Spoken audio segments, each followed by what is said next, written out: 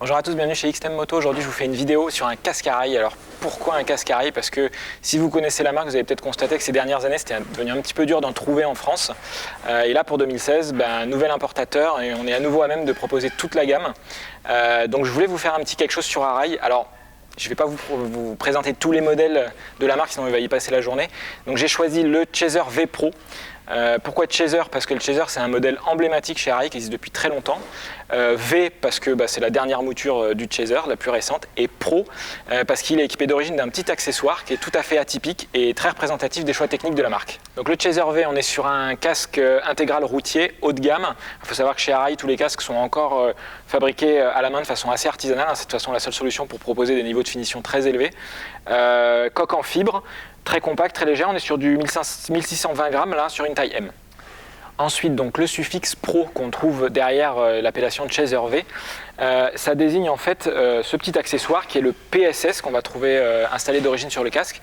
PSS c'est pour Pro Shade System et en fait c'est le choix qu'a fait Rail en matière d'écran solaire. Parce qu'il faut savoir qu'une critique qui a souvent été faite sur les casques à rail, c'est l'absence de double écran solaire, quelque chose qui est quand même devenu une norme sur beaucoup de casques. Ce qu'il faut savoir c'est qu'un double écran solaire interne, ça vient réduire l'épaisseur du calotin parce qu'il faut le loger et puis également toucher un petit peu la coque pour y loger le mécanisme. Donc en termes de résistance et de rigidité du casque, ça amoindrit un petit peu ses propriétés. À Rail, c'est pas leur philosophie, donc ils ont opté pour un écran solaire externe qui vient superposer à l'écran principal. Sur ce modèle V du Chaser, donc parmi les évolutions, on note que l'écran est passé sur le modèle SAI Max Vision, livré avec une lentille Pinlock d'origine pour lutter contre l'abus. Alors il faut savoir que sur sur un casque à rail, les ventilations sont quand même super performantes, donc la lentille Pinlock n'est pas aussi indispensable que sur d'autres casques.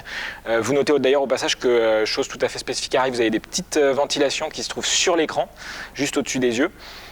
Et puis toujours au rayon des ventilations, il y a un nouveau déflecteur à l'arrière qui crée une dépression assez importante et qui favorise un gros écoulement d'air à l'intérieur du casque. Au niveau du menton, vous avez également une petite ventilation à 3 positions avec une position spécifique des embuages.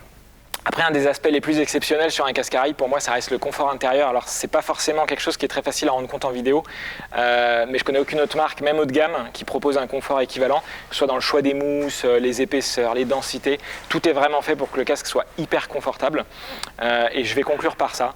Je vous remercie pour votre attention et à bientôt chez XTM Moto pour de nouvelles vidéos.